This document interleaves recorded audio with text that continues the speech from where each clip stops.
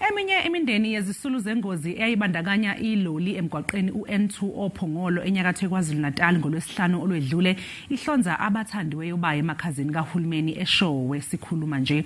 Intatheli yezindaba zeSABC uVusi Khumalo ekanye nomthwebuli wezithombe uRaymbele balandela lolu daba. Sixhumana nabo njengamanje. Vusi, sinamkele endabeni zasemini kuusuku ke olunzima imndenini yezisulu zalengozi. Sichazele nje ukuthi sinjani isimo lapho nikhona, isifikele yini imndeni niyibone njani nje?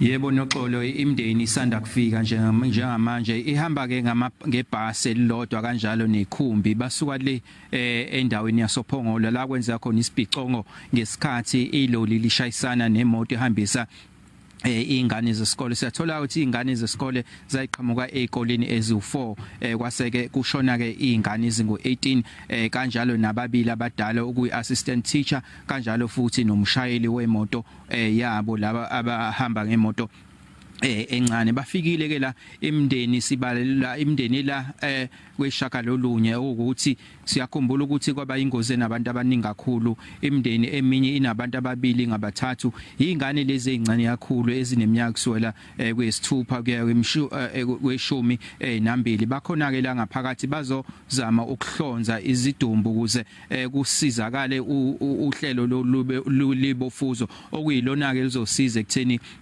kuhlukaniswe idumbu ukuthi lesidumbu lesi noma lengxenye yomzimba ibelonga kukene ingxenye yomzimba okuzokwenza ukuthi ke bakwazi ukuthi nabo bakwazi ukuthi bafihle othandiweyo bayo, ngoba bakhala kakhulu la ngendlela okwenzeka ngayo, ngoba bevele umphakathi walapha noPhongolo ukhala ngamaloli ahamba lapha no N2 ngathi nje akakhulukazi amaloli ahasebenzisa othela waye okuyinkinga enkulu ke le bathi nakuba singakhulumi ke nabo kodwa sibabona indlela abangena ngayo, bangena nje bathuthumele basathukile kakhulu ngoba uhlelo lolu olunzima kakhulukazi mawuzobheka ngendlela isibhicongo esenzeka ngasikhalise kakhulukazi wonke umuntu eNingizimu Afrika, wonke umuntu uthukile kusakhulunywa ngayo lengozi okusuku olunzima kakhulu ke njengoba bezokwenza lolu hlelo lokuthi bahlonze izidumbu zothandiweyo bayo lapha endaweni yaseShowe, ngoba indawo ekude futhi le basuke ekseni ngabo 8 njengoba sebezofika ngalesikhathi manje lapha